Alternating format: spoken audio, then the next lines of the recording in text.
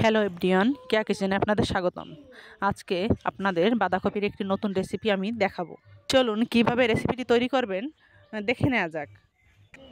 জিরা বাটা, আদা রসুন ও পেঁয়াজ বাটা, শুকনো কাঁচা লঙ্কা বাটা, পেঁয়াজ কুচি, ধনেপাতা কুচি ও টমেটো কুচি ও সাথে আমরা গাজর ও আলুর টুকরো নিয়ে নেব।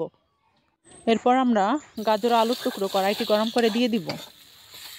স্বাদ মতো লবণ, পরিমাণ মতো হলুদ দিয়ে নাড়াচাড়া করব।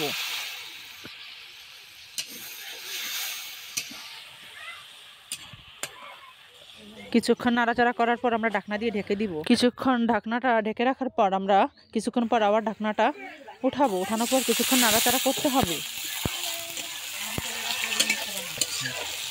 সবজিগুলো ভাজা হয়ে গেলে সবজিগুলো আমরা নামিয়ে নিই।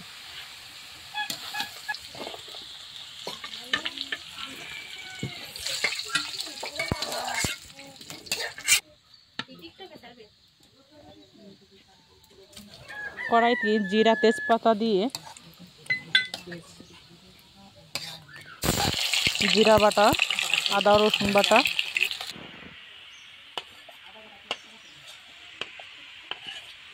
এবং শুকনো লঙ্কা ও কাঁচা লঙ্কা বাটা দিয়ে একসাথে নাড়াচাড়া করতে হবে।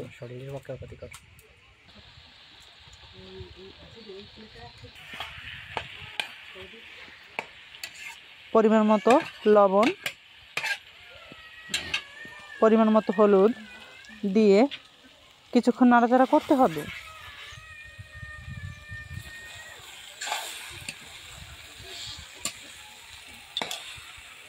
এবং সেই মশলা কষানোর ভিতর টমেটো কুচি দিতে হবে। টমেটো কুচি দিয়ে কিছুক্ষণ নাড়াচাড়া করতে হবে। এটা হচ্ছে আমার সেই সিক্রেট একটা মশলা, এটা আমরা দিয়ে দিই। এখন দিয়ে কিছুক্ষণ নাড়াচাড়া করি। এভাবে কিছুক্ষণ নাড়াচাড়া করার পর হালকা জল দিয়ে ভালোভাবে কষাতে হবে। ভালোভাবে কষানোর পর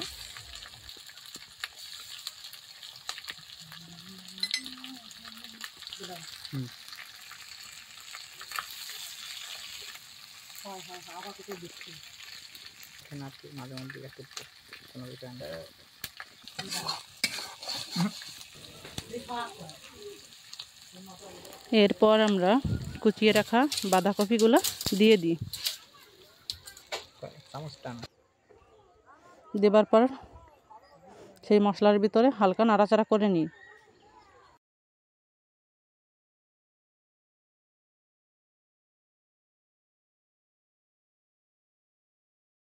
এরপর আমরা সেই বাঁধাকপির ভিতর কুচিয়ে রাখা আলু আর গাজর কুচি দিয়ে দিই।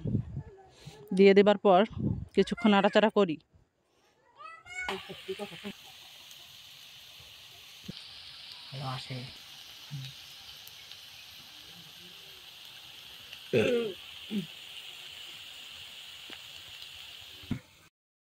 সর্বশেষে আমরা বাঁধাকপির ওপর আমরা সেই ধনেপাতা কুচি দিয়ে দিয়ে কিছুক্ষণ নাড়াচাড়া করব।